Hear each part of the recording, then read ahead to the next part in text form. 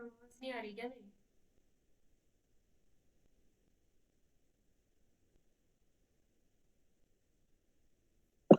Ma'am, second वाला तो हो गया, पहला वाला नहीं हुआ। नहीं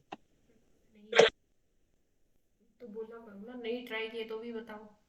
कुछ बताते ही नहीं हो।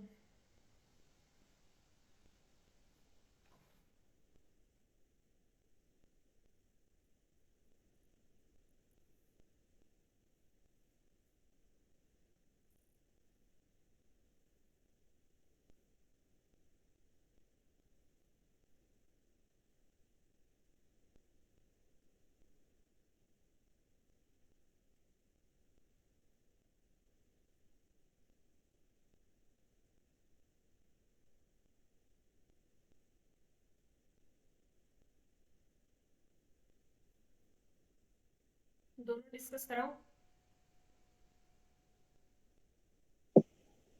मैम, ये वाला नहीं हुआ। क्या? पहला वाला नहीं हुआ। एक सेकंड।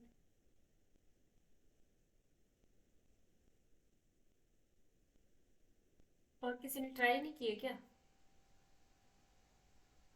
या हुए नहीं? हम ट्राई नहीं किए, पता नहीं था मैम। 23 में प्रॉब्लम नहीं हुआ, अगर 22 एक्सेप्ट नहीं में। करते क्या आप लोग? 5 को बता दो मैम। 23 हो गया सबका? हम्म।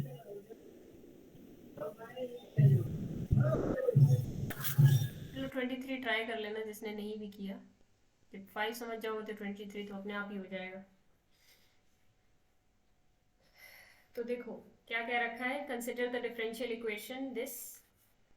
और ए और बी के बारे में बता रखा है, वो पॉजिटिव है। Y zero is equals to y naught. As x approaches to infinity the solution tends to what. तो डिफरेंशियल इक्वेशन हमें दे रखी कुछ इस तरीके से। dy by dx is equals to ay minus by square. A and b both are positive and y0 is equals to y naught. वैसे इनको y naught के बारे में तो जानकारी देनी चाहिए थी, पर कोई बात नहीं। देखो dy by dx को कैसे लिखा जा सकता है, कुछ कॉमन ना आ रहा है क्या हमें? क्योंकि ये पता है कि ये f of y का काम कर रहा है हमारा यहाँ ऑटोनोमस सिस्टम के लिए। तो dy by dx को हम क्या करें, y कॉमन ले लें। ये बन जाएगा a माइनस बी वाई। यानी कि अगर इसमें से माइनस बी बाहर निकाल लिया जाए, माइनस बी इंटू वाई, तो ये कुछ ऐसा बन जाएगा। सॉरी, माइनस बी क्यों, बी बाहर निकाल लेते हैं। ए बाय बी माइनस वाई। ठीक है, अब ऐसा क्यों बनाया मैंने?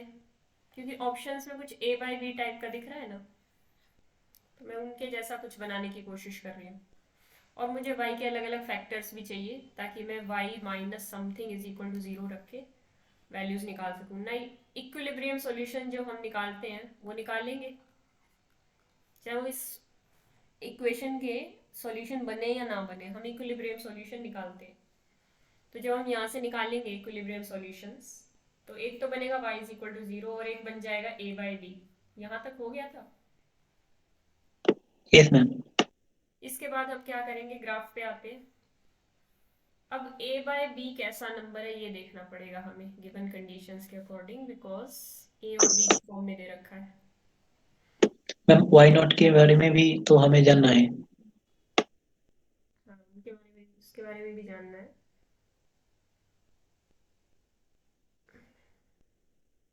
a बाई बी वैसे ठीक है, पॉजिटिव नंबर होगा। a by b y is equal to zero ये बन जाएगा, y is equal to a by b ये बन जाएगा। सारे केसेस लेके चल लेते हैं, एक बार देख लेते हैं। चलो, मैम, पॉजिटिव कैसे बोल रहे हैं? ए और बी पॉजिटिव है तो ए बाई बी क्या होगा। ठीक है मैम। उसके बाद सारे केसेस लेके चल लेते हैं। Y not less than zero, y not मतलब वाई नॉट यहाँ हो सकता है, वाई नॉट यहाँ हो सकता है, वाई नॉट यहाँ भी हो सकता है। ठीक है, इनके ऊपर भी हो सकता है। एक बार देख के चलते हैं, हम उसके अकॉर्डिंग देखते हैं। बाकी कुछ देखते हैं, कुछ गड़बड़ तो नहीं क्वेश्चन में। ठीक है, अगर वाई नॉट ऊपर ऊपर होगा तो क्या होगा, ए बाई बी से ऊपर ऊपर होगा। ठीक है, तो अब देखो d y by d x का साइन देखते हैं हम। D y by d x, अगर आप कुछ ऐसा नंबर इसमें डालोगे, ये तो पॉजिटिव है, जो ए बाई बी से बड़ा होगा ये भी पॉजिटिव रहेगा, तो प्लस प्लस, और ये ए बाई बी से बड़ा नंबर डालोगे तो ये नेगेटिव हो जाएगा, right. So d y by d x का साइन होगा लेस देन जीरो। सो मतलब जो सॉल्यूशंस होंगे इससे ऊपर ऊपर वाले, इस पॉइंट से पास होने वाले सॉल्यूशन, उनका बिहेवियर होगा ऐसे डिक्रीजिंग टाइप का। इस पॉइंट से पास हो रहे होंगे, कुछ डिक्रीजिंग टाइप का बिहेवियर होगा। ठीक है,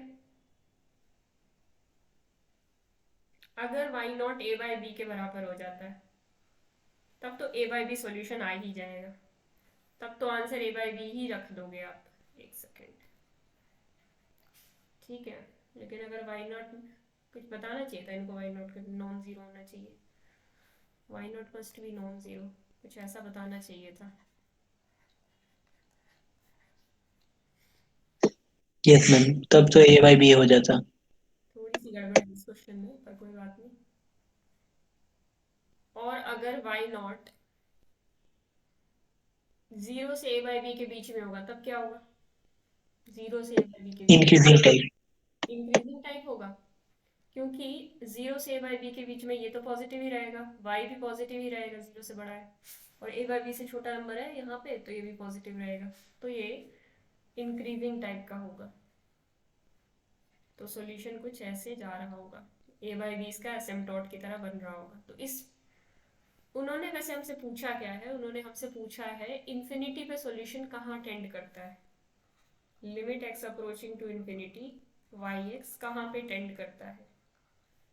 तो अगर पहले केस में देखा जाए तो सॉल्यूशन ए बाई बी पे जा रहा है, दूसरे केस में देखा जाए तो भी सॉल्यूशन ए बाई बी पे जा रहा है। तीसरे केस पे आते हैं, अगर लेस देन जीरो क्वांटिटी रख दी हमने, तो आप ध्यान से देख सकते हो, something less than zero, b तो हमेशा ही पॉजिटिव है, y less than zero minus का साइन, और ए बाई बी, हाँ यहाँ पे ये देखना पड़ेगा, अच्छा ठीक है, लेस देन जीरो तो ये प्लस का हो जाएगा, minus minus, a by b positive है तो माइनस माइनस प्लस हो जाएगा। ठीक है, तो ये हो जाएगा लेस देन जीरो, तो इस केस में तो ये सॉल्यूशन नीचे की तरफ जा रहा है।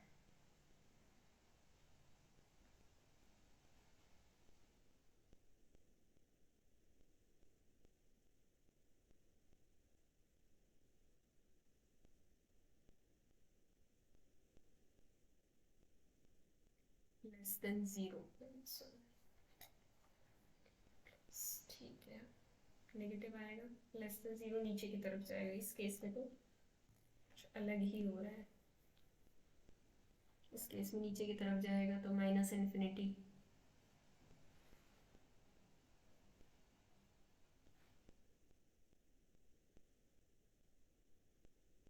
ऑप्शन के हिसाब से देखा जाए तो माइनस इन्फिनिटी ऑप्शन में नहीं है, बाकी क्वेश्चन इनकम्प्लीट है, इस तरीके से नहीं दे सकते क्वेश्चन, क्योंकि अगर सीधी में कंडीशन वाई नॉट को जीरो ले लो, कहीं पे वाई नॉट के बारे में कुछ नहीं कह रखा, अगर सीधे वाई नॉट को जीरो ले लो तो ए आंसर आ जाएगा, बाकी सारे ऑप्शन कट जाएंगे, ए और डी बचेंगे, बाकी सारे बी और सी कट जाएंगे। तो क्वेश्चन तो चलो इनकम्प्लीट है, पर फिर भी अगर इस टाइप का आएगा कुछ भी, पता नहीं पेपर में इनकम्प्लीट है, इन्होंने इनकम्प्लीट लिखा हुआ है, इस टाइप का आएगा, वाई लेस देन जीरो होगा तो वाई नॉट, तीन केसेस लेके चले थे हम, वाई नॉट जीरो से नीचे कैसा दिखेगा, मान लो वाई नॉट यहाँ पे, वाई नॉट यहाँ पे और वाई नॉट यहाँ पे, इन तीन केसेस में हमने अलग अलग बातें डिस्कस की। तो इस तरीके का बिहेवियर हो सकता है। इस केस में जो solution as x approaches to infinity है वो जा रहा है किसको, माइनस इन्फिनिटी को। ठीक है, तो माइनस इन्फिनिटी तो ऑब्वियसली ऑप्शन में नहीं है, तो या तो ए बाई बी आपका आंसर आ रहा है या माइनस इन्फिनिटी आ रहा है, और अगर ए बाई बी ही ले लिया जाए तो भी ए बाई बी आएगा, और अगर जीरो ले लिया जाए तब जीरो आ जाएगा, मतलब तब भी कंफ्यूजन है ए और बी ऑप्शन में। ये दोनों तो बिल्कुल नहीं हो सकते, मतलब होने को ये भी हो सकता है किसी पर्टिकुलर केस में। बट देखो, हमारा ए बाय बी आ चुका है दो केसेस में, तो ये ऑप्शन तो कट चुका है। वाई नॉट तो नहीं आ रहा, ये भी नहीं आ रहा। और एक ऑप्शन के हिसाब से अगर देखा जाए, यानी केस वन और केस टू के हिसाब से देखा जाए, तो ए ऑप्शन कट रहा है।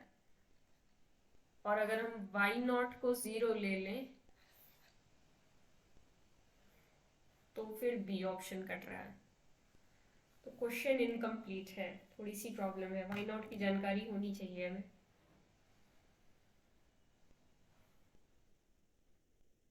ठीक है, वैसे 2010 में आया हुआ था ये। Yes ma'am. बाकी देखते हैं अगर दूसरे मेथड से सॉल्व हो रहा है इजली। वैसे तो क्वेश्चन इनकम्प्लीट ही है, डायरेक्टली देखते ही पता चल रहा है। वाई नॉट अगर 0 हो तो कुछ अलग बन रहा है, वाई नॉट नॉन 0 हो तो कुछ अलग केस बन रहा है। या तो इन्होंने यहाँ पे प्रिंटिंग मिस्टेक कर रखी है कुछ। इतना पुराना पेपर अब मिलता भी नहीं ऑनलाइन, 2015 के बाद से मिलते हैं पेपर। चलो इसके जैम के जो कोई और प्रीवियस ईयर है, मुझे एक बार याद दिलाना, मैं किसी और प्रीवियस ईयर में एक बार चेक करूंगी इस क्वेश्चन को। ठीक है, इसीलिए डाउट आ रहा था मैंने कहा आपको। यस मैम, वाई नॉट के बारे में डाउट आ रहा था। वैसे अगर ऐसा क्वेश्चन दे रखा तो उसमें केसेस बना के हमें चलने पड़ेंगे, लेकिन यहाँ केसेस के अकॉर्डिंग भी अलग अलग आ रहा है। कुछ तो रिस्ट्रिक्शन डालनी चाहिए इनको वाई नॉट पे, जो कि इन्होंने नहीं डाली। तो कोई बात नहीं।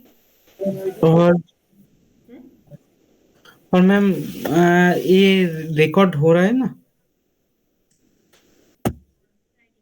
हो रहा है, अभी ऑन तो की थी है रिकॉर्डिंग मैंने। हाँ, तो ठीक है मैम, मतलब करे थे ना। हो रहा है, हो रहा है। ठीक है, हम वापस आते हैं। कुछ लीनियर इक्वेशन के पढ़ रहे थे हम, सॉल्व करने के तरीके, नए नए तरीके, लास्ट टू लास्ट लेक्चर्स में। मैं उनको कंटिन्यू करती हूँ। उसके बाद आपके जो जो टॉपिक्स रह जाएंगे मैं बताती हूँ आपको।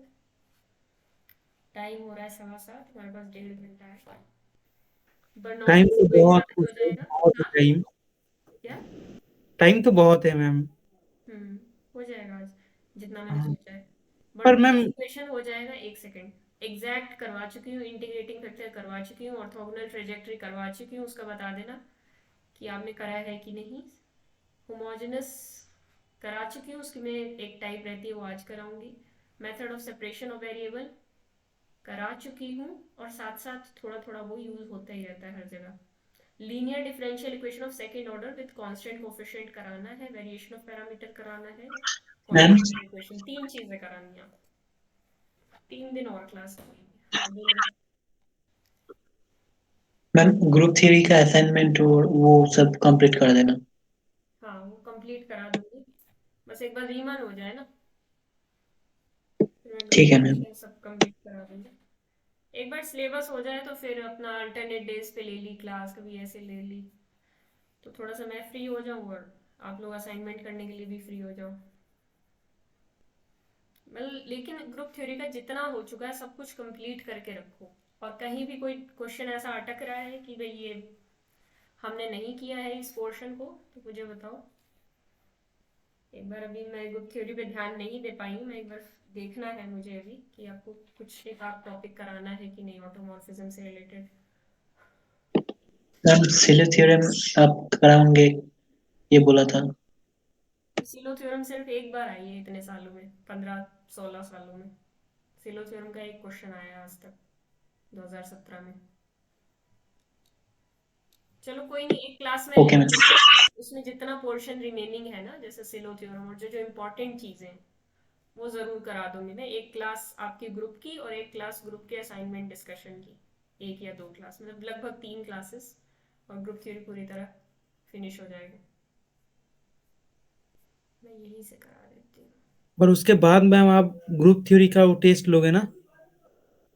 हाँ, ग्रुप थ्योरी का टेस्ट बाद में ही लूंगी, अभी शायद 6 तारीख तक तो ना हो पाए ये सब, इसलिए 6 तारीख को, 4 तारीख को आपको कौन सा टेस्ट है, लीनियर का। 6 को मैं कोई और टेस्ट रख दूंगी।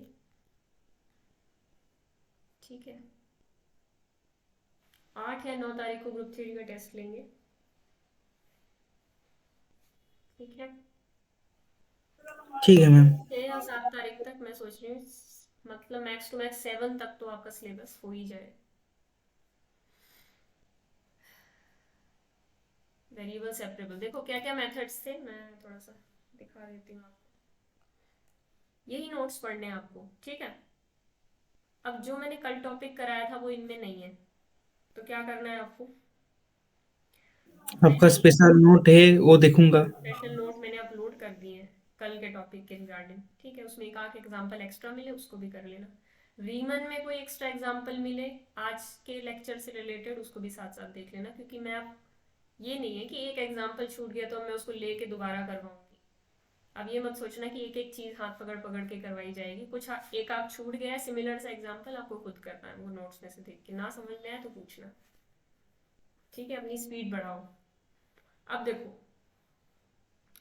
कुछ लीनियर को सॉल्व करने के हम मेथड्स देख रहे थे, वेरिएबल सेपरेबल कर चुके थे, होमोजेनस कर चुके थे, equations that can be made homogeneous, linear, Bernoulli, exact भी हम कर चुके हैं। ये 3 चीजें मैं आज आपको सिखाती हूँ, ठीक है। इनके सॉल्यूशंस हमें कैसे निकालने हैं।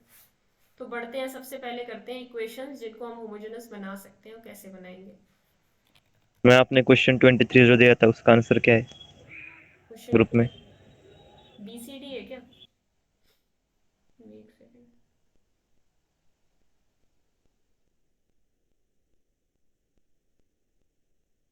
मुझे लगता है इसका BCD है।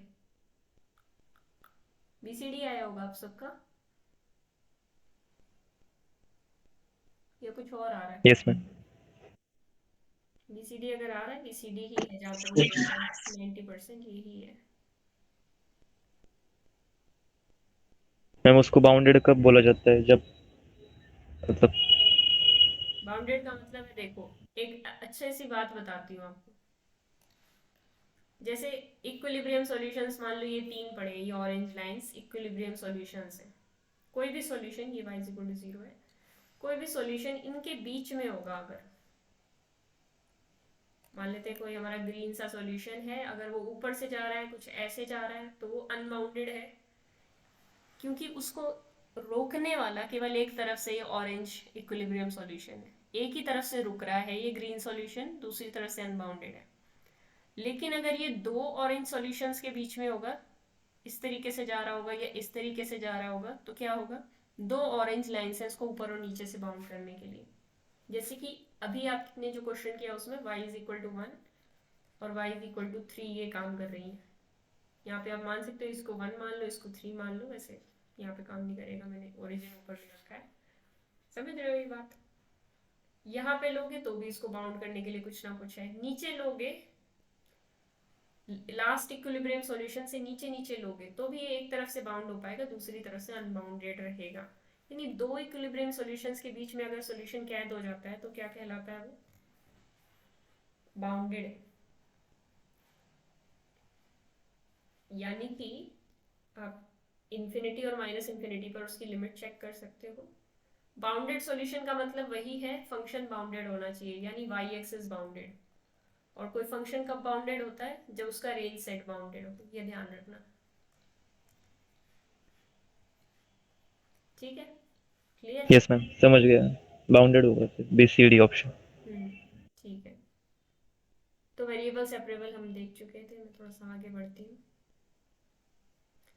अब होमोजेनस इक्वेशन हमने समझ लिया था, इनको सॉल्व करने का तरीका भी देख लिया था, y=vx पुट करते थे। अब तरीके यही लगेंगे, लेकिन थोड़े से घुमा फिरा के लगेंगे। कुछ ऐसी इक्वेशन जो होमोजेनस नहीं है और जिनको हम सोचते हैं कि हम बना सकते हैं होमोजेनस, हम उन पे बात करते हैं। यहाँ पे आते हैं, देखो अगर कोई इक्वेशन है इस टाइप की और वो होमोजेनस नहीं है, क्या वो होमोजेनस हो सकती है इस टाइप की इक्वेशन? यहाँ देखो ध्यान से, इस टाइप की है, a1x plus a2y plus c1 divided by a2x plus b2y plus c2। इसकी पावर 1 है, इस टर्म की पावर 1 है, इस टर्म की पावर भी 1 है, लेकिन क्या इस टर्म की पावर 1 है, इसकी पावर तो 0 है। तो क्या ये होमोजेनस है? ये जो कंप्लीट फंक्शन है, इधर भी 1 1 0, ये हो रहा है काम। ये कॉन्स्टेंट्स ने गड़बड़ कर दी, समझ रहे हो? अगर ये a1x प्लस a2y होती तब तो ये होमोजेनस हो जाती। यस, जल्दी जल्दी रिएक्शन दो। Yes ma'am. ठीक है, तो अब देखो, हमें इन कांस्टेंट्स का काम खत्म करना है। तो जो हम प्रोसीजर अपनाएंगे वो कुछ इस तरीके का होगा कि कुछ ये जो कांस्टेंट्स है ना ये बीच में से हट जाए। तो एक केस की बात करते हैं जिसके अंदर पहला केस ये थोड़ा सा लंबा पड़ेगा, ज़्यादा लंबा नहीं। जो सेकंड केस है वो इससे थोड़ा छोटा पड़ेगा। तो फर्स्ट केस कहता है कि इसकी रेशो के बराबर नहीं होनी चाहिए, यानी a1/a2 ना बराबर हो अगर b1/b2 के, तो हम कौन से रास्ते पे जाएंगे। तो देखो, स्मॉल x को हम क्या करते हैं, capital X plus h put कर लेते हैं, स्मॉल y को कैपिटल Y प्लस के। तो जो dy ma'am by D formula x, क्या B1 होगा क्या? हाँ ऊपर में जो दे रखा है ना dy/dx, उसमें वो B1 होगा। A2 जो दे रखा है। a1 b1 c1, ठीक है, इसको b1 कर लेना। ठीक है, तो देखो, स्मॉल x को हम capital X plus H, small y को कैपिटल Y प्लस के पुट करेंगे। तो जो dy बाई डी एक्स और इस dy बाई डी एक्स में रिलेशन है वो सेम रहेगा। ठीक है, आप कैलकुलेट कर सकते हो रिलेशन। हम मेन बात पे आते हैं। तो अब हमें सारा कैपिटल X और कैपिटल Y में चेंज करना है सब कुछ। और ये H और K क्या है आप पूछोगे, अभी तक हमें नहीं पता, लेकिन हम इनको फाइंड आउट कर लेंगे। तो हम सारा dy बाई डी एक्स में चेंज करेंगे, और स्मॉल x जहाँ जहाँ था हमारा, हमने capital X plus H, small y की जगह कैपिटल Y प्लस के, इस तरीके से हमने पुट कर लिया। जब मैं एग्जांपल कराऊंगी तब मोर क्लैरिटी बनेगी, पर एक ओवरव्यू दे रही हूँ। तो अब हमें h और k की यहाँ से वैल्यूज निकालनी है, वो मैं बताऊंगी कैसे निकालेंगे। स्मॉल h स्मॉल k की उनकी वैल्यूज निकालने से क्या होगा, रिमूवल ऑफ कांस्टेंट हो जाएगा। अब देखो, हमने कांस्टेंट रिमूव कर दिए फाइनली। उनकी वैल्यू निकलने के बाद देखो कैसे होंगे, अभी हम एग्जांपल से करते हैं। तो ये इस टाइप की होमोजेनस इक्वेशन बन जाएगी। अब आप इसको अपने होमोजेनस तरीके से सॉल्व करो, putting y is equals to vx। ठीक है, लेकिन ये कैपिटल X और कैपिटल Y में होगी, जैसे मैंने यहाँ रिप्रेजेंट किया है, कैपिटल X और कैपिटल Y में होगी।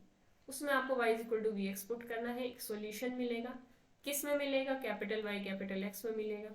फिर इस सॉल्यूशन को हम वापस चेंज कर देंगे, क्योंकि हमें h और k की वैल्यूज पता चल गई थी। तो वैसे तो कुछ फर्क नहीं पड़ता, हाँ h और k की वैल्यूज जरूरी है, जरूरी है।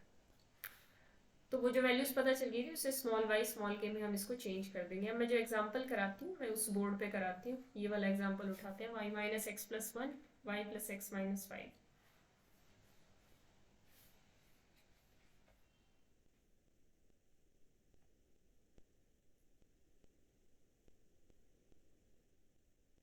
dy बाई डी एक्स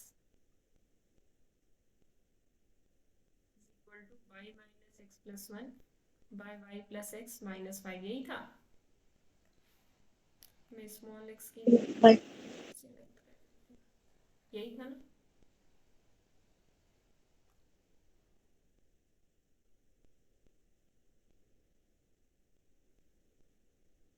ठीक है, अब देखो, सबसे पहला काम हमें ये चेक करना है कि ये केस 1 है या केस 2। केस 2 के बारे में तो खैर मैंने अभी तक बताया ही नहीं है। केस 1 के अकॉर्डिंग ये होना चाहिए था, इसकी रेशो है 1/1 और इसकी रेशो है x वाले की -1/1। क्या ये बराबर है, नहीं। तो हम आगे प्रोसीड कर सकते हैं केस 1 की तरह। केस 2 इसके अंदर कोई एग्जिस्ट नहीं कर रहा है, ठीक है। तो हम केस 1 से आगे बढ़ेंगे। अब हमें क्या करना है, सब्सटीट्यूट करना है स्मॉल x को capital X plus H, small y को कैपिटल Y प्लस के। यहाँ तक ठीक काम चल रहा है। हमें अभी तक नहीं पता है स्मॉल h और स्मॉल के हम क्या रखने वाले हैं, बट ये पता है कि dy by d x, small t y by d x की जगह हम directly capital dy by d x replace कर सकते हैं। तो कर देते हैं dy by d x is equal to, अब देखो y minus x, y minus x करना, small y minus small x, small y is y plus k minus small x is x plus h plus 1 divided by small y plus small x minus 5, small y plus small x minus 5। तो देखो ये आ जाएगा y minus x, चाहे इसको थोड़ा सा इस form में लिख लो चाहे मत लिखो, डजेंट मैटर। ये क्या आ जाएगा y minus x plus minus H plus के, थोड़ा सा सुंदर दिखा देती हूँ मैं इसको। बाकी आप ये लिखना चाहो तो ठीक, नहीं लिखना चाहो तो कोई बात नहीं। Y plus x plus h plus k -5। अब ठीक है, अब देखो हमें क्या करना है, हमें ऐसे एच और के फाइंड आउट करने हैं सच दैट ये कंप्लीट कांस्टेंट जीरो हो और ये कंप्लीट कांस्टेंट जीरो हो। यानी कि हमें ऐसे एच और के फाइंड आउट करने हैं जो -h प्लस के प्लस 1 इज इक्वल टू 0 बनाए, और h plus k -5 is equal to 0 बनाए। क्यों? क्योंकि हमें कांस्टेंट को 0 करना है, उसको एक होमोजेनस फॉर्म में लाना है। एच और के क्यों फाइंड आउट करें डायरेक्टली 0 के इक्वल रख के, हम आगे क्यों नहीं बढ़ जाते? क्योंकि एच और के यहाँ पे काम आएंगे जब आप ओरिजिनल सॉल्यूशन की तरफ अप्रोच करोगे। तो जब स्मॉल एक्स और स्मॉल वाई में चेंज करोगे तब तो आपको एच और के भी चाहिए होंगे। ये क्या है एक तरीके का, कौन सी मैपिंग हो रही है ये एक तरीके से? Linear algebra.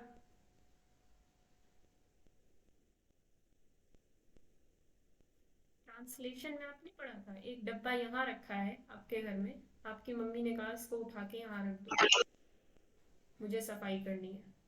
तो आप उठा के इधर रख देते हो, फिर इधर की सफाई हो जाती है, फिर आप वापस इसको ट्रांसलेट कर देते हो उसकी पोजीशन पे।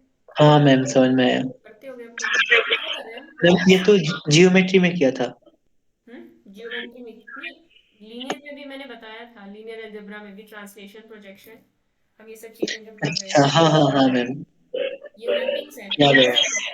हाँ मैथ्स की लैंग्वेज में ये ट्रांसफॉर्मेशन है, आपके घर की लैंग्वेज में इसको समान सरकाना खिसकाना बोल सकते हैं। ठीक है, यहाँ से h निकाल लेते हैं और k निकाल लेते हैं, दो सिंपल सी लीनियर इक्वेशंस बन गई प्यारी प्यारी सी। और वैसे इन इक्वेशंस का सॉल्यूशन क्या एग्जिस्ट करना जरूरी है? हमेशा एग्जिस्ट करेगा? Would say यस कैसे? मैम, इसका रैंक तो 2 आएगा। और क्योंकि मैम हमने जो कंडीशन हाँ पहले वो देखी थी, हाँ, उसके a1/a2 लिए इज आएगा। Not equal to b1/b2। ये क्यों देखी थी कंडीशन, ध्यान दो यहाँ पे, अब समझ में आएगा कि ये कंडीशन क्यों देखी थी। क्योंकि एक इक्वल हो जाते तो फिर उसके बाद इनफाइनाइट या नो सॉल्यूशन का स्कोप रह जाता। पर ये जब हमने नॉट इक्वल बोल दिया था इनकी रेशो, ये किसकी रेशो थी? यही तो एच और के की रेशो आई है, नीचे ध्यान दोगे तो पता चलेगा। एच और के वाली रेशो -1/1 1/1, और वो y और x की रेशो सेम चीज है। इसीलिए हमने ये चेक किया था, ये रेशो हमें ये बताती है कि सॉल्यूशन एग्जिस्ट करेगा और यूनिक होगा। ये बहुत बढ़िया बात हमें पहले से ही पता है। इसलिए आप जब भी इस तरीके से सॉल्व करोगे केस 1 में एच और के की वैल्यू गारंटीड मिलेगी।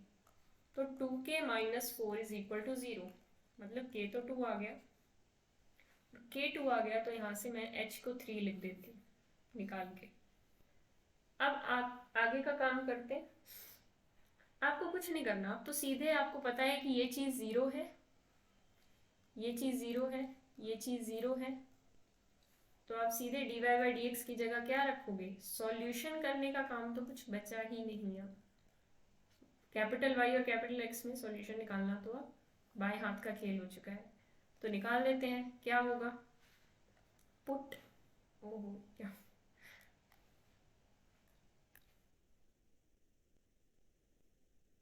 Put y is equal to vx, तो क्या होगा? dy/dx क्या आ जाएगा? v plus x dv/dx। तो यहाँ से हमें क्या पता चलेगा? v plus x dv/dx। जल्दी से सॉल्व कर लो इसको।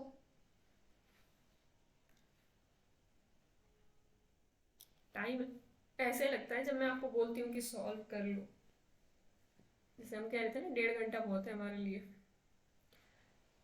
तो ये देखो ये क्या बन जाएगा, y की जगह vx ही रख देती हूँ मैं, आप भी साथ साथ सॉल्व कर लो, मैं आपको ही बोलूँगी सॉल्व करने को तो टाइम लगता है। vx प्लस एक्स, ये क्या बन जाएगा? x कॉमन आ जाएगा, v -1/v + 1, और उधर से v आएगा वो माइनस हो जाएगा। तो ये आ गया आपका एक्स भी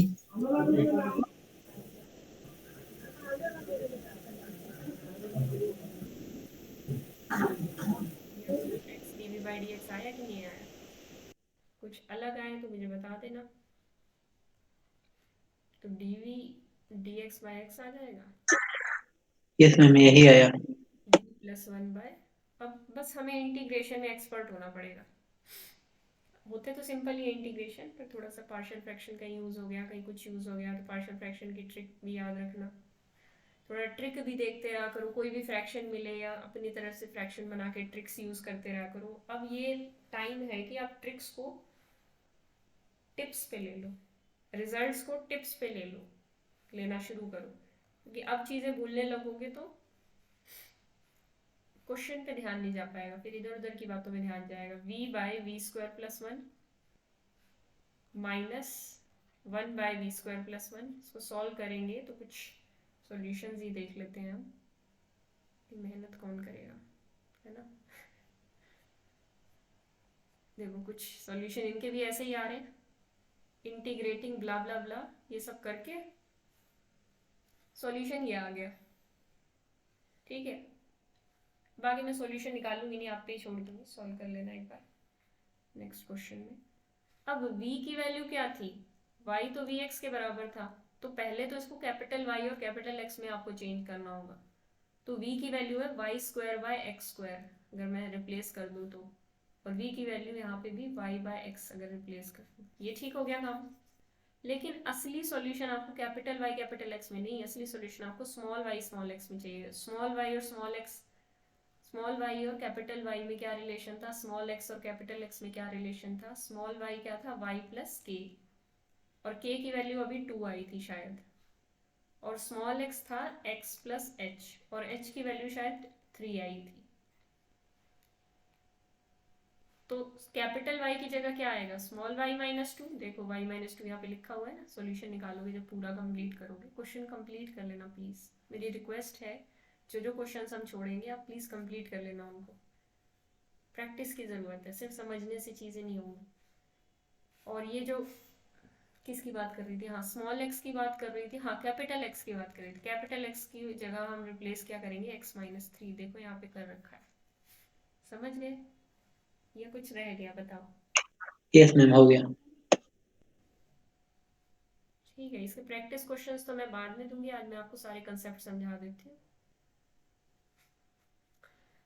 केस 2 भी हो सकता है हमारे सामने। केस 2 में बोल रखा है कि a1/a2 b1/b2 की रेशियो के बराबर हो जाए। बस दो ही केसेस बन सकते हैं, या तो बराबर होगा या नहीं होगा। नहीं होगा तो मैंने कहा यूनिक सॉल्यूशन को याद करना और डायरेक्टली पुट कर लेना। अगर इक्वल होगा तो ये क्या होगा, ऊपर जो पड़ा होगा उसकी रेशियो नीचे वाले के रेशियो के बराबर होगी, यानी ऊपर वाला स्केलर मल्टीपल होगा। जैसे कि 2x - 6y दे रखा है और नीचे x - 3y दे रखा है, अब उसकी रेशियो है 2/1 और इसकी रेशियो है मैम -6y उस केस में मैम x - 3y को समथिंग पुट कर देंगे। उस केस में हमें क्या करना है, सिर्फ इसको, सॉरी किसी भी एक को, मतलब x - 3y या 2x - 6y को समथिंग पुट कर देंगे, तो काफ़ी आसान है। भी हम करके देखते हैं इसको। 2x - 6y + 7, x - 3y + 4 करके दिखाती हूँ मैं। केस 2, जब a1/a2 की रेशियो b1/b2 की रेशियो के बराबर आ जाए, 2x - 3y + 7, उल्टा लिख दिया मैंने, यस मैम, 6y होगा। 4x - 6y + 7, 2x था ना। 2x - 6y, x - 3y, x - 3y plus, plus 4। ठीक है, ये है डिफरेंशियल इक्वेशन, इसका सॉल्यूशन निकालने को बोला हुआ है। तो इसके सॉल्यूशन कैसे निकालेंगे, ऊपर और नीचे की रेशियो सेम है, अब तो काम और भी आसान है। 2 कॉमन लेना, x - 3y करना, तो जो अपना लीनियर सा फैक्टर है जिसके साथ कोई कांस्टेंट मल्टीपल नहीं आ रहा, या आ भी रहा है तब भी कोई दिक्कत नहीं है, मतलब उसमें से बस कांस्टेंट्स बाहर निकाल लो। नीचे 1 है, x - 3y + 7 + 4। अब एक काम करो, जो सामने सामने ऊपर और नीचे कॉमन दिख रहा है उसी को आप कुछ ना कुछ सब्सटीट्यूट कर लो। तो x - 3y को कर z सब्सटीट्यूट कर लें, तो 1 - 3 dy/dx dz/dx के बराबर आ जाएगा। तो देखो अब कुछ बन सकता है क्या यहाँ से, dy बाई डी एक्स की वैल्यू सब्सटीट्यूट करी जा सकती है सबसे पहले, तो वो आ जाएगी 1 minus D Z by d x और 1/3, है ना, चेक करते रहना। 2, अब x माइनस 3y की जगह हमें z पुट करना है +7 डिवाइडेड बाय z+4। तो अभी हमें dz बाई डी एक्स की वैल्यू निकालनी है, तो dz बाई डी एक्स निकालने का काम करते हैं सबसे पहले, पर इसको 3 से मल्टीप्लाई कर लेते हैं। ठीक है, तो ये 6 बन जाएगा, ये 21 बन जाएगा। तो अब dz बाई डी एक्स क्या निकल के आएगा यहाँ से, 1 minus 6z plus 21 by z+4 निकाल लेंगे थोड़ा सॉल्व कर करा के। ऊपर आ जाएगा -5z, 4 minus 21 is -17 by z+4 dz by d x. तो ये क्या आ जाएगा, z+4 बाय में माइनस, चलो माइनस को हम वैसे भी एडजस्ट कर सकते हैं, माइनस ऊपर ले लेते हैं, 5z plus 17 dz is equal to dx। ठीक है, यहाँ तक इस माइनस को dx के पास भेज दो, वैसे dx कूद के इधर आ जाएगा, अगर आपने माइनस उसके पास भेज दिया तो वो कहेगा ठीक है मैं इधर ही आ जाता हूँ,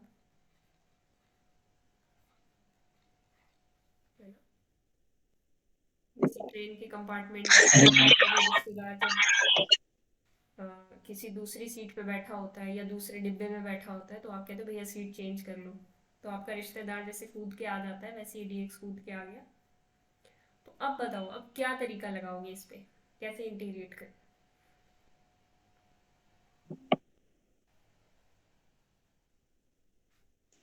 नीचे डिनोमिनेटर को एक अलग अलग कर लेंगे मैम, मतलब जेड के नीचे भी और 4 के नीचे भी। अलग अलग कर लेंगे तो फिर उसके बाद क्या करेंगे, z बाय 5z प्लस 17, हाँ इसके बाद कैसे करेंगे फिर, कुछ फायदा होगा कि नहीं।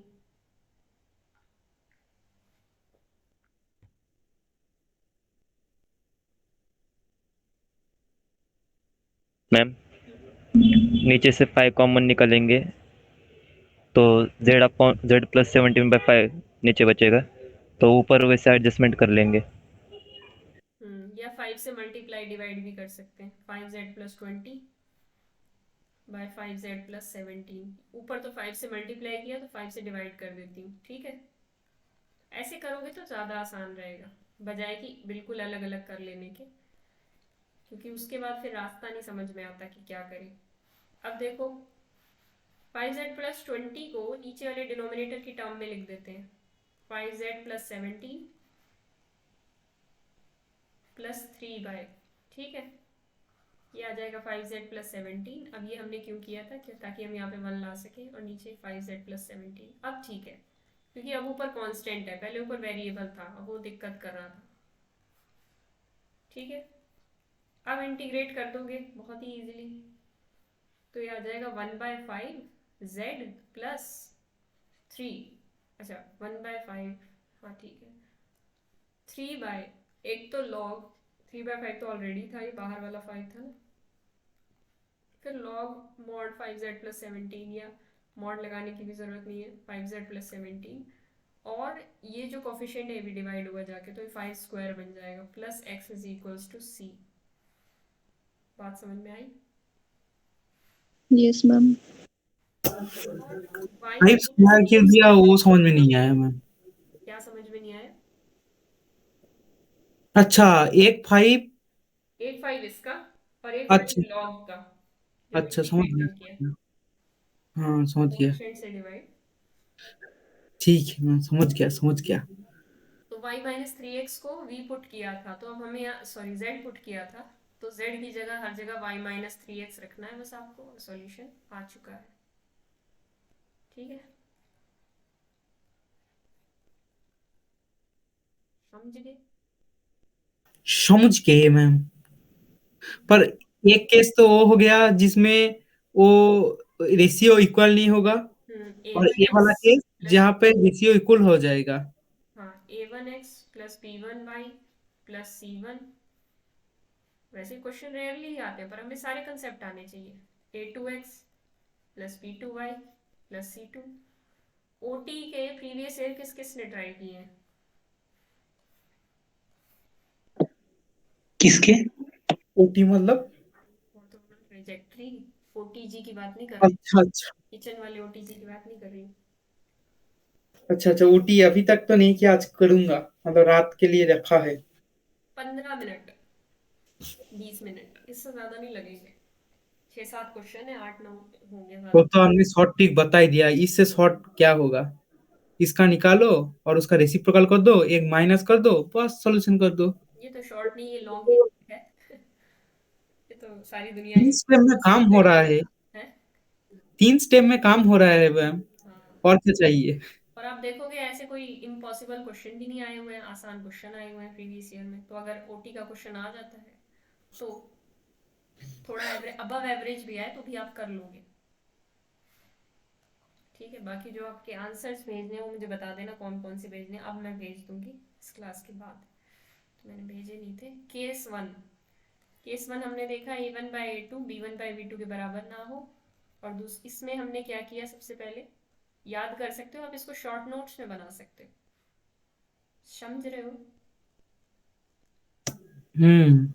शॉर्ट नोट्स जब OD के बनाओगे, मैम, हर चीज के शॉर्ट। ओडी का शॉर्ट नोट बनाना जरूरी है? देखो OD को आप जल्दी जल्दी वैसे तो पढ़ ही सकते हो, जल्दी जल्दी छोटे नोट्स होते हैं, तो इसके शॉर्ट नोट बिना बनाए भी काम चल जाएगा। पर एक शॉर्ट नोट बनाने मत बोलो, एक ही मतलब। नहीं, देखो सुनो, जिसके आपको मस्ट है बनाने short note, ma'am, group theory, linear, या तो रियल। या तो आपको मिल जाए कहीं से बहुत अच्छे शॉर्ट नोट आपकी सेटिस्फेक्शन के हिसाब से, और उनको आप 2-3 बार पढ़ चुके हो, मतलब 20-22 तारीख तक 2-3 बार आप उनको रिवाइज कर रखा हो, पता हो कि कहाँ पे कौन सी चीज मिलेगी, ये बहुत जरूरी होता है। तो अगर ऐसे नहीं मिले तो आप खुद बनाओगे, एक तो लीनियर के बनाओगे, फिर एक रियल के जरूर बनाना। रियल मतलब क्या? रियल मतलब सब कुछ जितना रियल में किया है, चाहे कॉन्टिन्यूटी का पोर्शन हो, डिफरेंशियबिलिटी का हो, या फिर आपका सीक्वेंस सीरीज टोपोलॉजी हो। टोपोलॉजी में बहुत शॉर्ट नोट्स चाहिए नहीं, क्योंकि टोपोलॉजी का पोर्शन आता नहीं है, लेकिन हमें नॉलेज होनी चाहिए टोपोलॉजी की। क्योंकि देखो काउंटेबल अनकाउंटेबल के बिना तो सांस लेना भी मुश्किल हो जाता है मैथ में, है ना? Just kidding. तो ग्रुप थ्योरी क्या है, इसके भी बनाएंगे हम। मैंने कहा था साथ साथ बना लो, इसके भी बनाओ। ये 3 तो मेन है। फिर आपका कौन सा रह गया टॉपिक? OD के अलावा और कौन सा टॉपिक है? बस यही टॉपिक्स हैं। और कुछ नहीं मैम। इतना कम सिलेबस है। आईसी है, उसको छोड़ दूंगा। IC है, उसको आपने ऑलमोस्ट छोड़ ही रखा है, तो फिर मैंने भी अब सोचा कि छोड़ ही दो, जितना करा रखा है उसको हल्का फुल्का रिवाइज कर लेना, क्योंकि कई बार जितना कर रखा होता है उसमें से सही आ जाता है।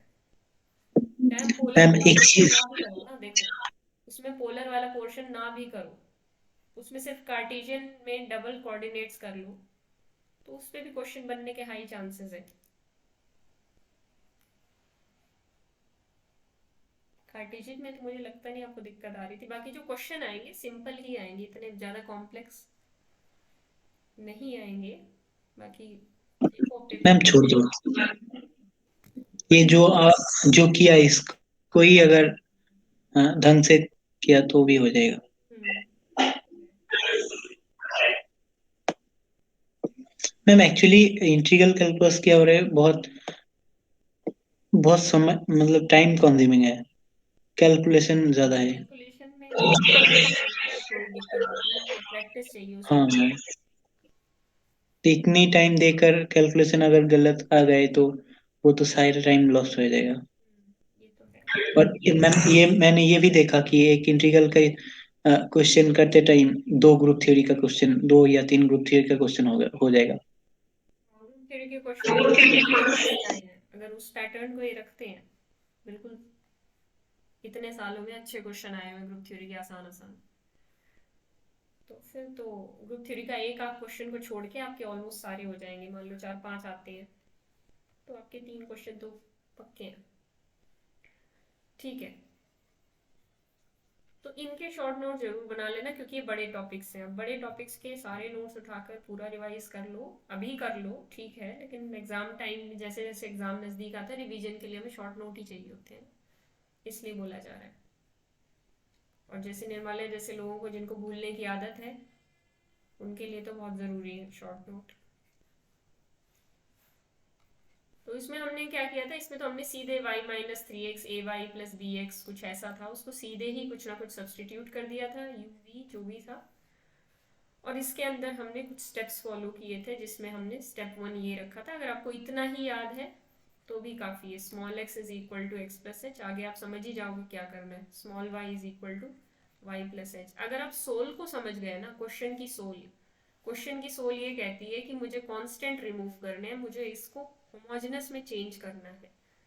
तो जो कांस्टेंट रिमूव करने का आपके दिमाग में फितूर चढ़ गया, तो फिर आप कांस्टेंट को जीरो ही रखोगे। जितने भी कांस्टेंट एच के में जो भी इक्वेशंस बनेंगी, इनको जीरो रख के एच के की वैल्यू निकालोगे, डायरेक्ट इसको कांस्टेंट्स को वहां से जीरो करके फिर सॉल्व करोगे। कैपिटल एक्स कैपिटल वाई में कुछ सॉल्यूशन आ रहे होंगे, फिर उनको हम चेंज कर लेंगे स्मॉल एक्स स्मॉल वाई में। चीज़ें याद आ रही होंगी अभी जो मैंने कराया था, विजुअलाइज हो रही होंगी ना।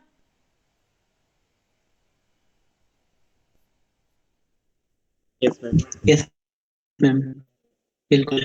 ठीक है, इस क्वेश्चन को सॉल्व करना जरा। ये देखो, x plus y plus one by x plus y minus, और एक ये लो लिख देती हूँ, जल्दी से सॉल्व करो।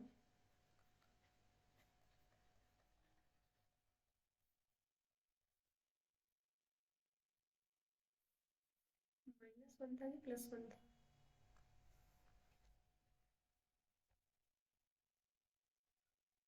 ठीक, माइनस वन था।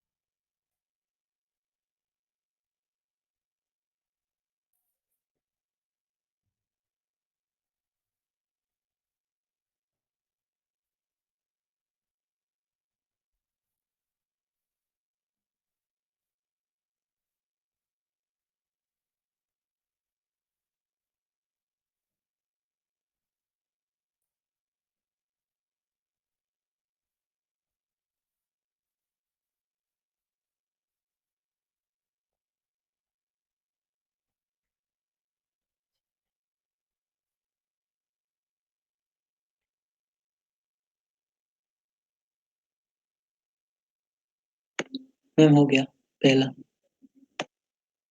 ठीक है, दूसरा यस मैम, हो गया।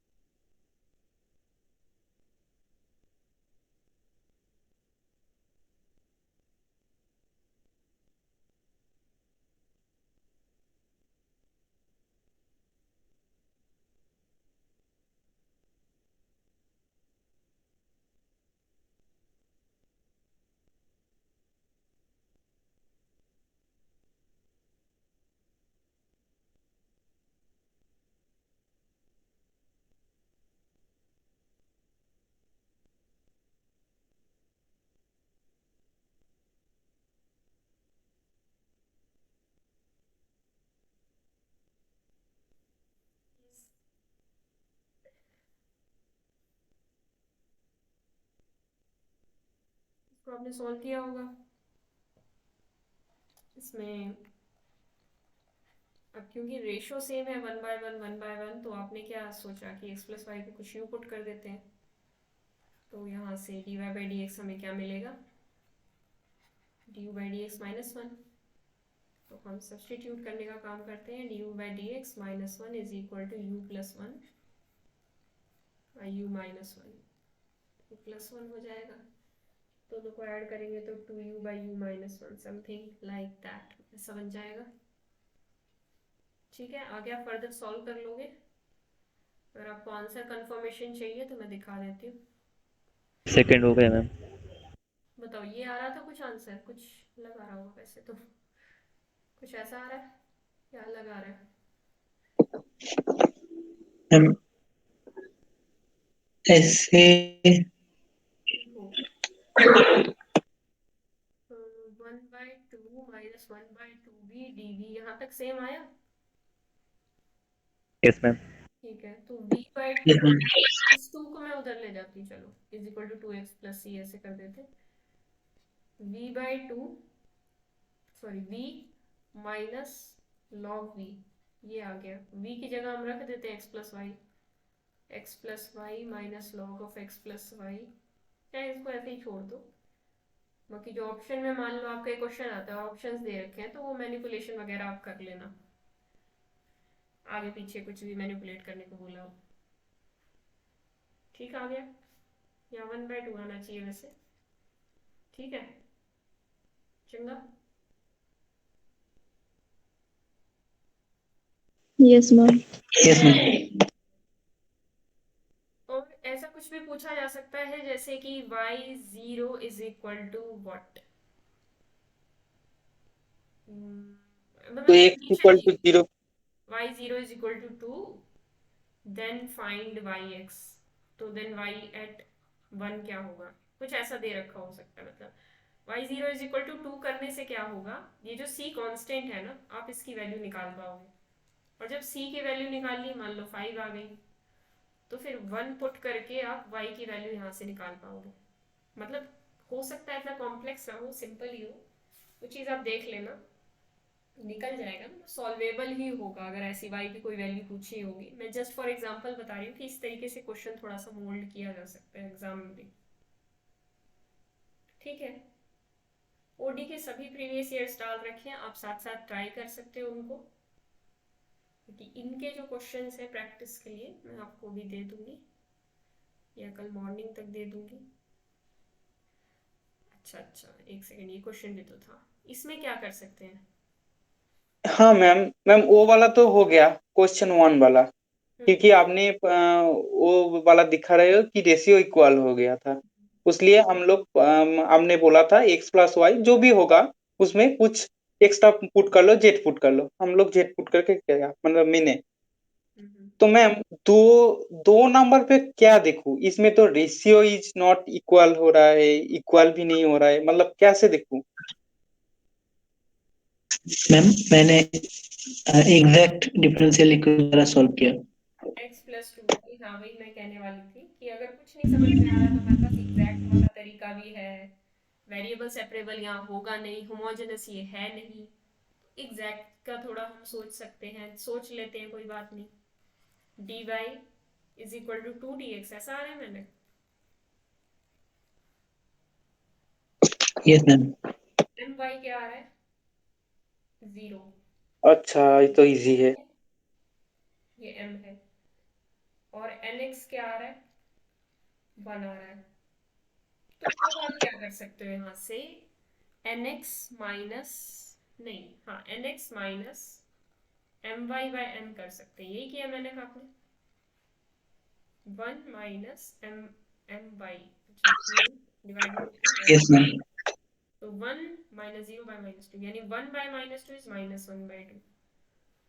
तो ये फंक्शन ऑफ, अब क्योंकि यहाँ पे y पड़ा है ना, तो जो लास्ट में पड़ा होता है उसी का फंक्शन आना चाहिए। So this is a function of y only because this is a constant function.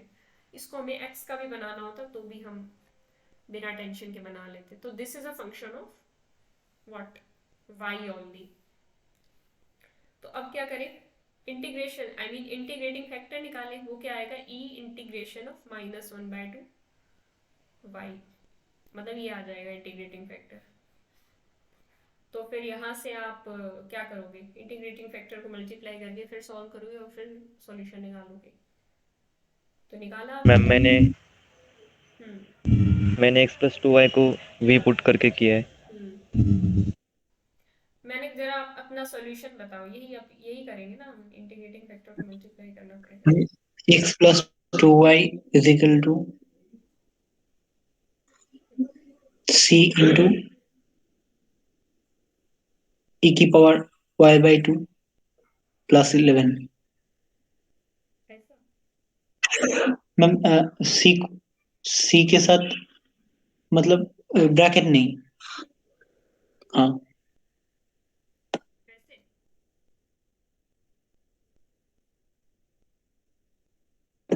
Yes ma'am. Danish आप बताओ। मैम मेरा बहुत अलग है इससे। 2y minus 4 ln of x+2y + 1 is equals to c।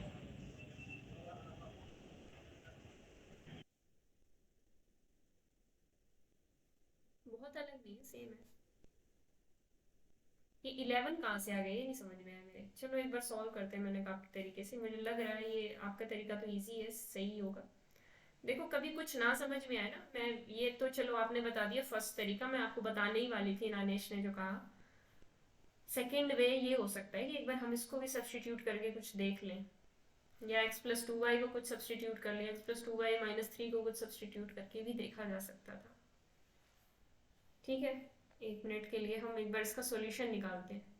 तो अब नया m जो बनेगा मानक, क्या बनेगा, m इज इक्वल टू -2, नया m निकालते हैं, -2 e⁻⁻y/2, और नया n जो बनेगा वो बनेगा x+2y - 3 e⁻⁻2।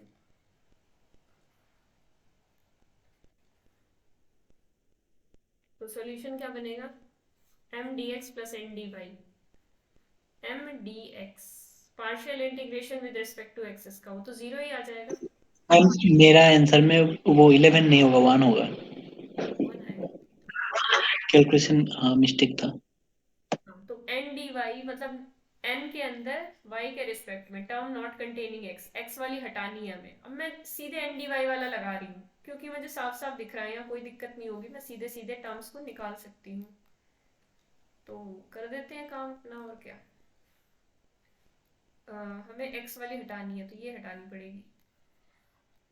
तो ये 2y - 3 e⁻⁻y/2 dy plus some constant. ये पार्ट तो 0 आने वाला है ऑब्वियसली, क्योंकि m का x के रिस्पेक्ट में पार्शियल इंटीग्रेशन इज 0। तो यहाँ पे बस आपको सॉल्व करना है, इसको डी आई मेथड से भी कर सकते हो। 2y - 3 plus minus ma'am ma'am और 0 कैसे आया आपका?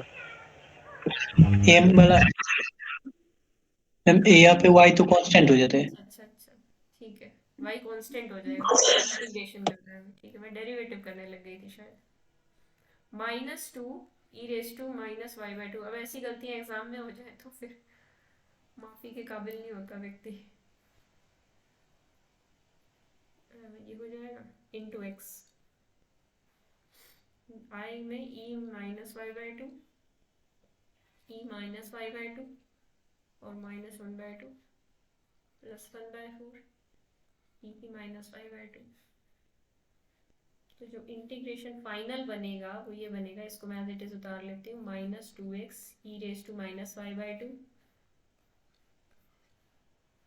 प्लस, अब क्या करें, इसको और इसको कॉमन ले लें, e⁻⁻y/2। तो ये बनेगा -1/2 इंटू 2y - 3, यहाँ से यहाँ, और ये -2/4 यानी -1/2, एंड दैट्स इट। तो ये क्या बन जाएगा, 3/2 माइनस 1/2 इज 1 1 माइनस वाई। इसको सॉल्व करोगे तो 1 माइनस वाई बन रहा है मेरा। तो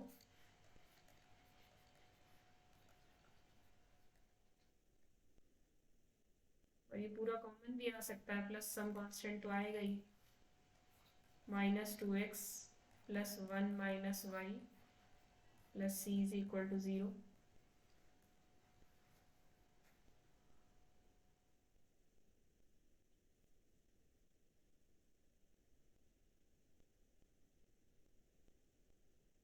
ठीक है, यही आ रहा है मैंने, है ना, e की -1/2 e की -y/2 x plus 2y minus 1 और उसके साथ e की -y/2। ठीक है, तो न्यानेश आपका भी यही आ रहा है देखा जाए तो। मुझे ऐसा लग रहा है, इंट्यूशन आ रहा है ये आएगा। ठीक है, अब y इज इक्वल टू कर लेते हैं कुछ इस c के साथ। मेहनत का जो आंसर है उसके उसमें मैम A1 इस पे लेकर ओ e⁴ को लॉग में ट्रांसफर कर देने पर माइनस हो आएगा। जाएगा। हाँ, वो भी सही है। तो माइनस है। तो थोड़ा गलती हो सकता है।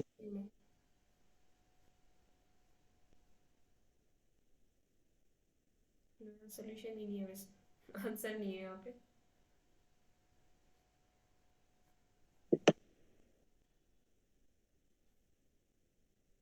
x प्लस 2y सब्स्टिट्यूट किसको किया था आपने ज्ञानेश? x प्लस 2y को। x प्लस 2y को, x प्लस 2y माइनस 3 को भी कर सकते हैं। चलो इसको एक बार लास्ट में देखते हैं, आंसर मैच करते हैं। मैं आपका तरीके से भी एक बार सॉल्व करूंगी, अभी थोड़ा सा मैं आगे करा दूं। मैम नैनेश वाले तरीके से तो सेम आंसर आ रहा है जो नैनेश का आया है। सेम आ रहा है, अच्छा ये था। ठीक है। y cy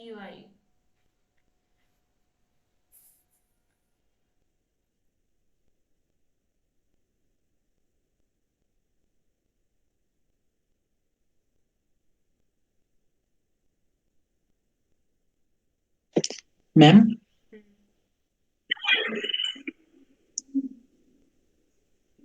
मैम लैनिश का जो प्रोनाउंसिंग है उसमें डी लेटर का प्रोनाउंसिंग नहीं होता क्या? नहीं, डी का नहीं होता। अच्छा, मुझे लगा क्वेश्चन रिलेटेड कोई सवाल पूछो। तो वो क्वेश्चन आप नैने से भी पूछ सकते हो, मैम से पूछ लो। वही तो। नैने से आप मौजूद है। नहीं नहीं, प्रोनाउंसिंग वाला है ना, इसलिए मैम को जिज्ञेस किया।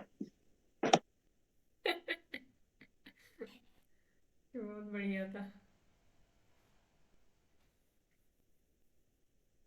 क्या प्रोनाउंसिंग, आपके नाम तो मैं गलत ही प्रोनाउंस करती हूँ।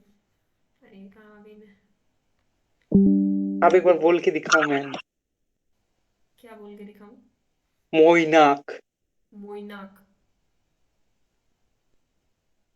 एकदम सही मैम। मोइनाक सही है, एकदम सही प्रोनाउंसिएशन है।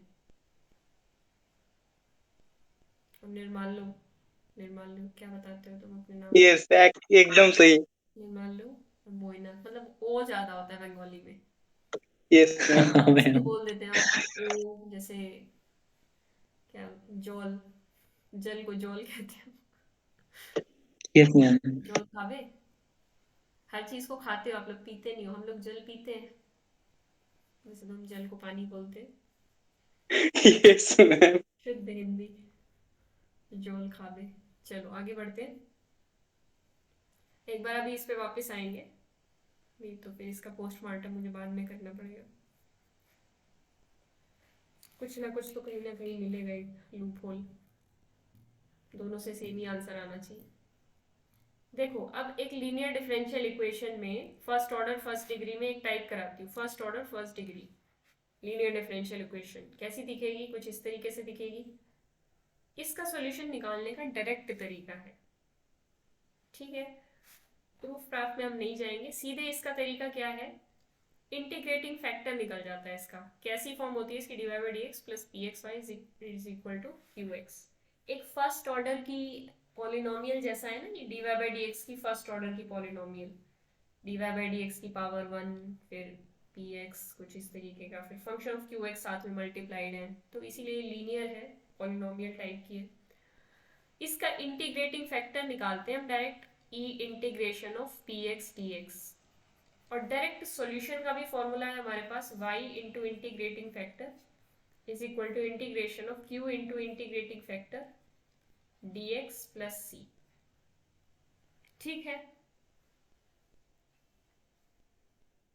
और अगर कुछ थोड़ा सा घुमा फिरा के दे दिया जाए, वेरिएबल्स चेंज करके दे दिए जाते हैं कई बार, तो बच्चे कंफ्यूज होने लग जाते हैं। कोई कंफ्यूज होने की बात नहीं है। D y d x by d y plus p y into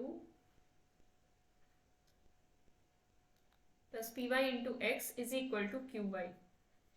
अगर x डिपेंडेंट वेरिएबल है और y इंडिपेंडेंट है तो कुछ इस तरीके की होगी आपकी LDE, first order first degree, right.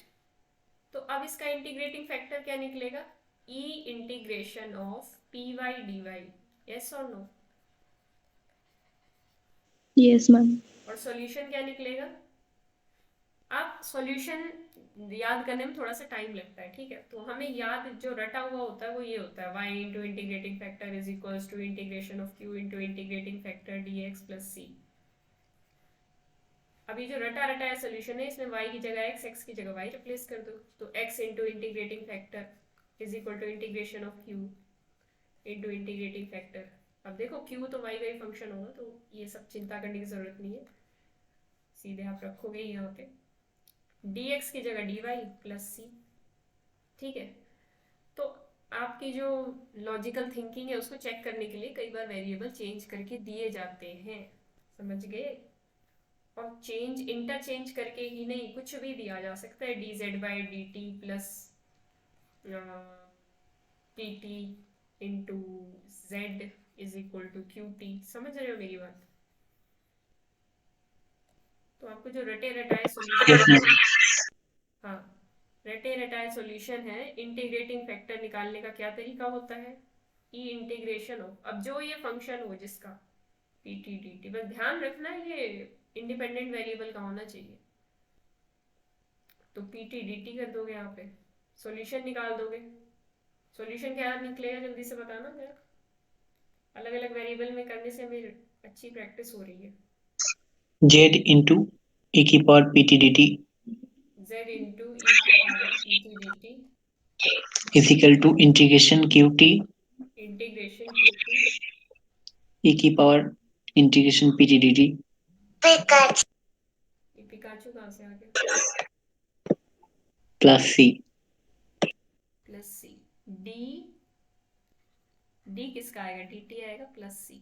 ठीक है, सच में मैंने पिकाचू सुना है, सबने सुना? मेरे ही कान बज रहे हैं, कल मैंने ऐश कैचम को देख लिया था शायद इसलिए। ठीक है, इसके कुछ क्वेश्चन सॉल्व करें। Yes ma'am. मैम आप लोग इस टाइम पिकनिक करते हो क्या? पिकनिक?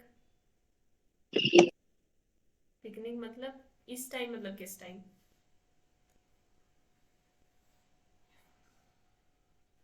मेहनत ना आधे बात बोलते हैं उसके बाद छोड़ देते हैं, यही मेहनत की समस्या है।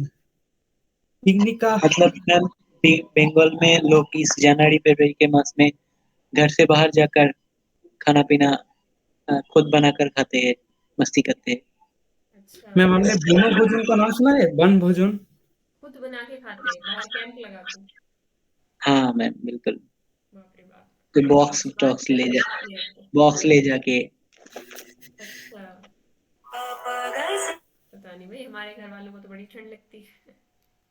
नहीं नहीं मैम, ऐसे नहीं, कैंप लगा के नहीं, और दिन में होता है ये वो। हाँ, दिन में तो धूप में होता होगा। हाँ, दिन में मैम होता है। आप लोग और भोजन नहीं करते हो? नहीं, ऐसा कुछ नहीं करते, पिकनिक नहीं मनाने जाते। एकता से पूछो हो जाते हैं कि नहीं? यहाँ पर बहुत चलन है इसका। चला नहीं मैम, पिकनिक पे तो नहीं जाते। चलो अब जाओगे, हॉस्टल में आ गए ना। वैसे तो हाँ मैम, होता ही रहता है, कभी कुछ लेने जाना पड़ता है, कभी कुछ। नहीं, आप दोस्तों के साथ पिकनिक मैम करोगे हॉस्टल में ही। आपने फिर कॉलेज इकट्ठे ही जाते हैं मैम। अच्छी बात है। मैम आपने कॉलेज टाइम में नहीं किया कभी तुम कॉलेज पार्टी या पिकनिक में? की बात कर रहे हो कि स्कूल, आई मीन फैमिलीज की बात कर रहे हो? फैमिली जाती है, फ्रेंड्स जाते हैं? मैम मतलब दोनों टाइप का होता है, दोनों टाइप का होता फैमिली भी है। होते कौन से हैं, दिन फ्रेंड्स भी होता है, होते हैं। तुम्हारा कल्चर है? नहीं, ऐसा कुछ किया नहीं है। मेरा जिंदगी में ना कॉलेज का जो वो है, वो आधा अधूरा रह गया।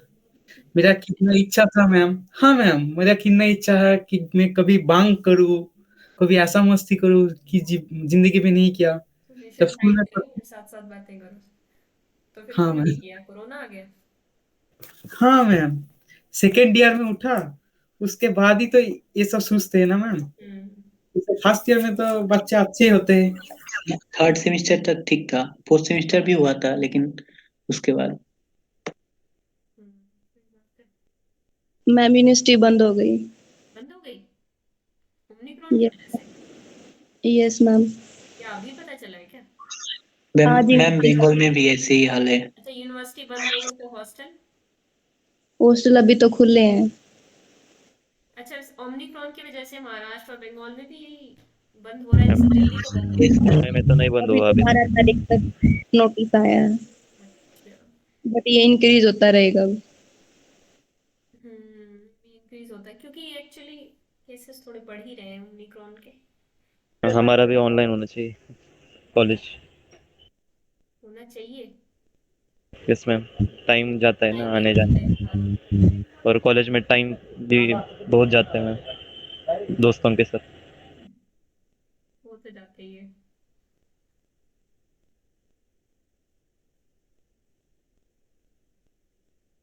देखो हो ही जाएगा। अब अगर बढ़ेंगे केस, वैसे तो ना ही बढ़े तो अच्छा है। आराम से जिंदगी चल रही थी, एक ब्रेक सा लग जाता है जिंदगी में।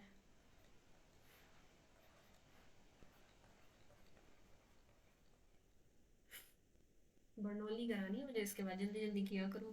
बताओ 18 हो गए। इसका सॉल्यूशन निकालो, इसके बाद जो भी एग्जांपल्स दे रखे हैं एक बार उनको देख के।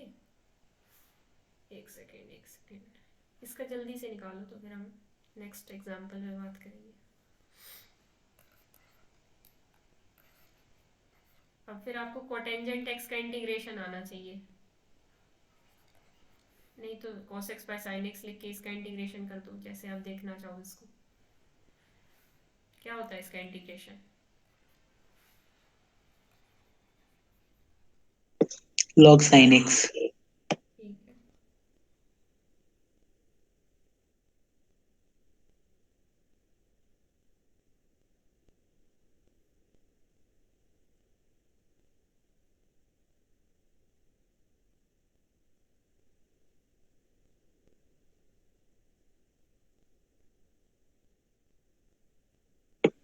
मैम 8 sin y x,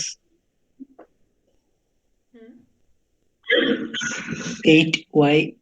अच्छा कर रहा हूँ 8 का यार। मैम मेरा तो मैम 8 नहीं 4y। मेरा तो ये आ रहा है। मैम यहाँ पर सब्स्टिट्यूशन भी यूज कर सकते हैं। यस मैम, मेरा भी ऐसे है। हाँ, जो मर्जी यूज करना है करो।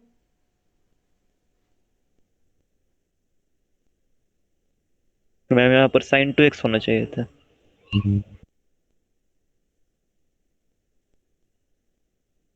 इंटीग्रेट करने के बाद जैसे cos x sin x को मैंने क्या लिख लिया, 1/2 sin 2x। अब sin 2x मैम इंटीग्रेशन हाँ माइनस हाँ मैम, 2। आपने इंटीग्रेट किया है क्या? हाँ, आप जो किया वही तो आ रहा है मैम। वही आना चाहिए। तो मुझे तो सही लग रहा है जो मैंने किया है। इंटीग्रेट करने के बाद का काम है नहीं। अब आप इसको फर्दर सॉल्व कर लो, sin x को उधर ले जाके, मर्जी आपकी। हाँ मैम। ठीक है, एक एग्जांपल और देती हूँ, इसमें दिमाग लगाओ थोड़ा सा। हो गया ना सबका ये? Yes ma'am.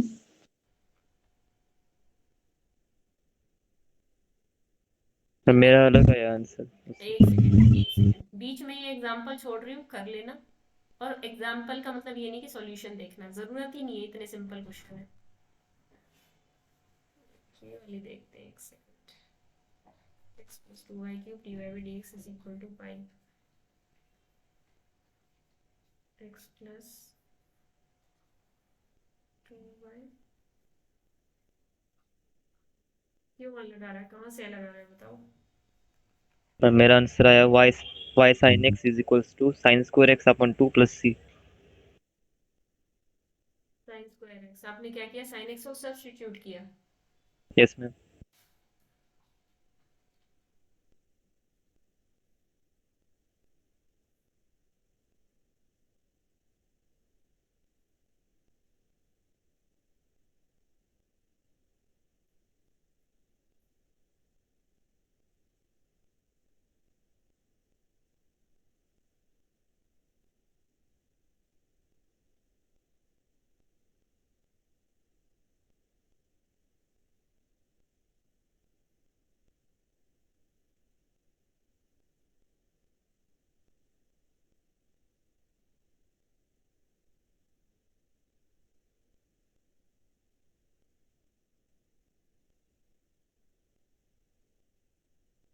cos two x का वैसे तो फॉर्मूला होता है cos square x minus sine square x.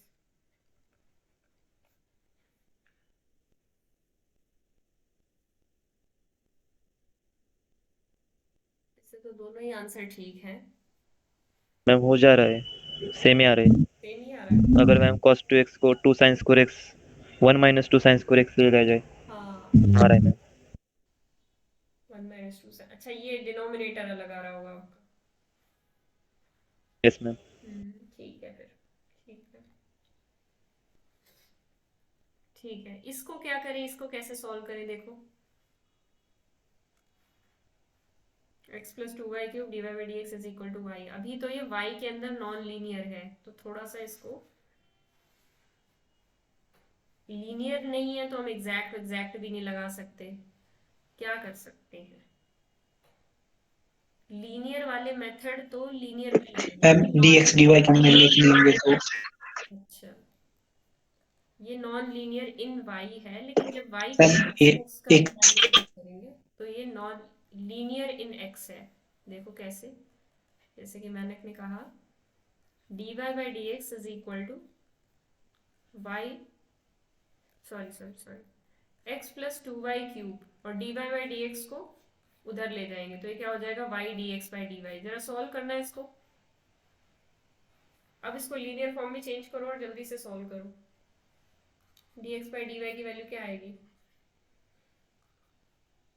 x by y plus 2x।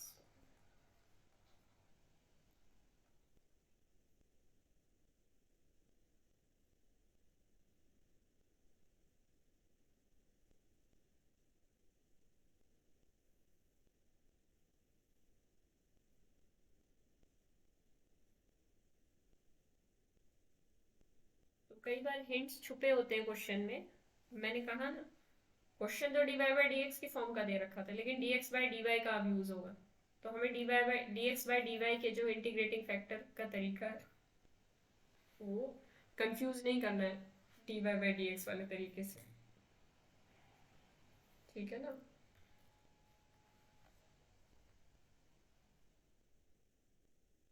Yes ma'am. Solution निकला है, क्या निकला,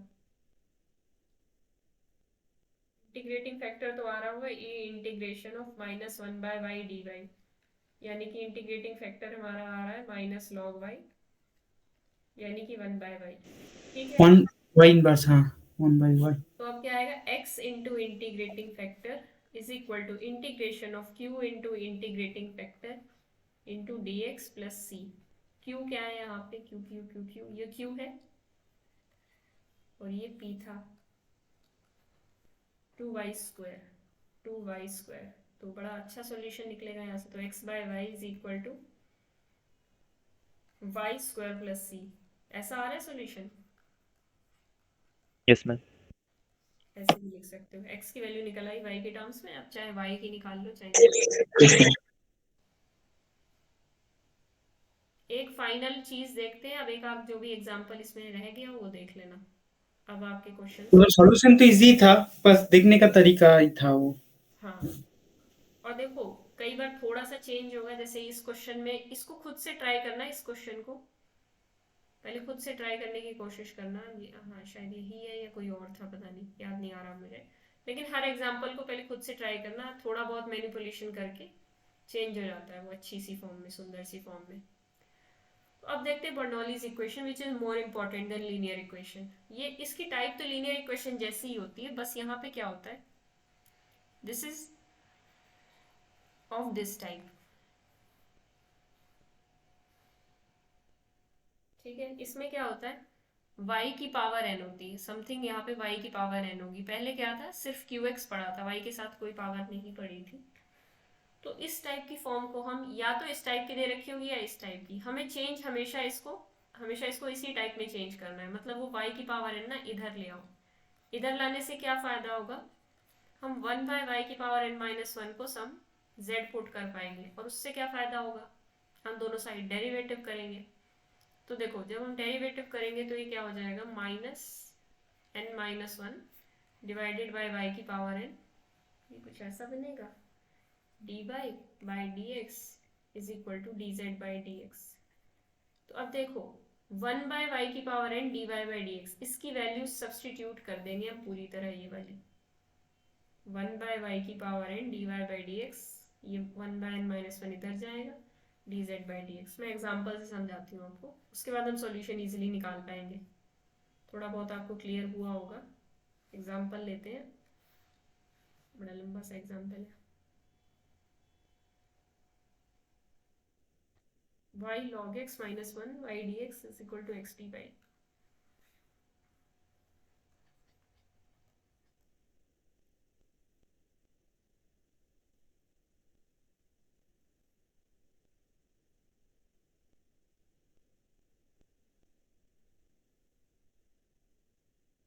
थोड़ा सा तो देखते हैं इसमें कर क्या सकते हैं। y log x minus 1 था ना, log y तो नहीं था, log x था। ठीक है, तो सबसे पहले देखते हैं हम कर क्या कह सकते हैं इसमें। पहले dy by dx की वैल्यू मैं निकालने की कोशिश करती हूँ। dy by dx आ जाएगा, ये dx इधर जाएगा, ये x इधर आएगा, तो ये y square log x by x minus y by x कुछ ऐसा आएगा। तो ये बन जाएगा d y by d x plus 1/x y is equal to log x by x y square. ठीक है यहाँ तक। अब आपको क्या समझ में आ रहा है यहाँ से, ये लीनियर तो नहीं है, मतलब वैसे ही तो नहीं है फॉर्म इसकी लीनियर डिफरेंशियल इक्वेशन वाली, क्योंकि उसमें क्या होता था, p फंक्शन होता था। ये बर्नौली इक्वेशन है। हाँ, वहाँ पे p होता था और यहाँ पे सिर्फ एक q पड़ा होता था, पर अब यहाँ पे q के साथ एक y की पावर n भी पड़ा हुआ है। ठीक है, तो हम क्या करेंगे, वैसे तो इसका डायरेक्ट तरीका भी है, पर कोई नहीं, सब्सटीट्यूशन आप खुद ही किया करो, वो ज़्यादा सही रहता है। इस वाई स्क्वायर को इधर ला के डिवाइड कर लेंगे, 1/y स्क्वायर, और यहाँ पे भी वाई स्क्वायर से डिवाइड कर दिया, तो यहाँ से वाई स्क्वायर से डिवाइड करने पर आपके पास बचेगा 1/y। तो आप अब क्या करोगे, सब्सटीट्यूशन लगाओगे। 1/y को हम क्या पुट कर लें, z पुट कर लें, -1/y square dy by d x आ जाएगा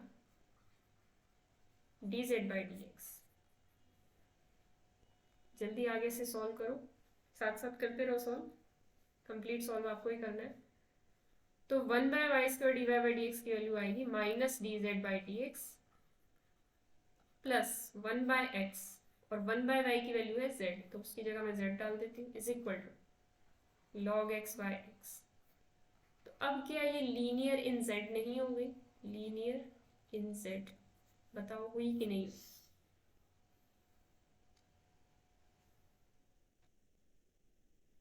यस मैम। क्योंकि ये हो चुकी है लीनियर इन z, तो हम इसको लीनियर वाले मेथड से सॉल्व करेंगे। जल्दी से सॉल्व करके आंसर बताओ। जो हम पहले मेथड पढ़ के आए थे लीनियर का, इंटीग्रेटिंग फैक्टर, उसी से सॉल्व कर लेंगे इसको।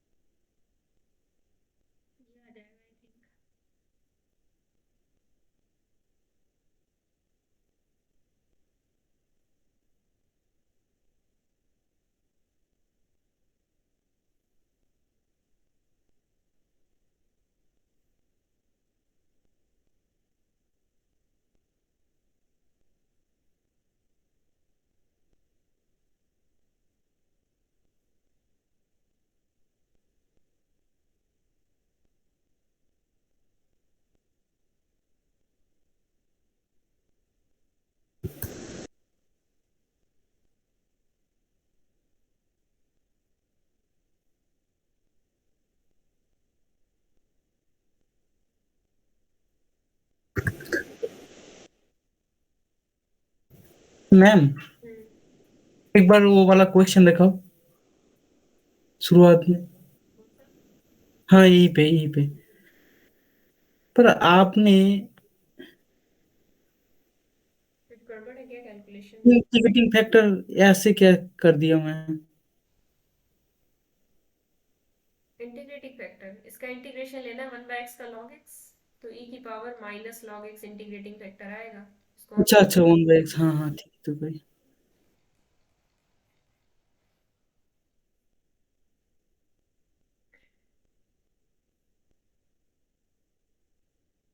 नहीं थोड़ा गलती कर दी।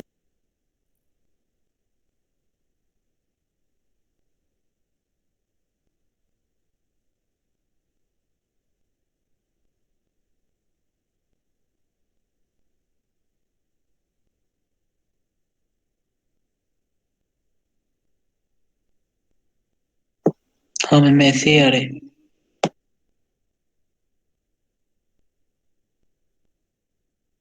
यही आ रहा है।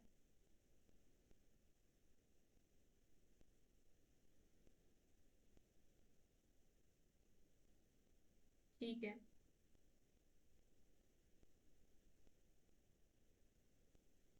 ठीक है, फिर आज का तो हो गया हमारा काम।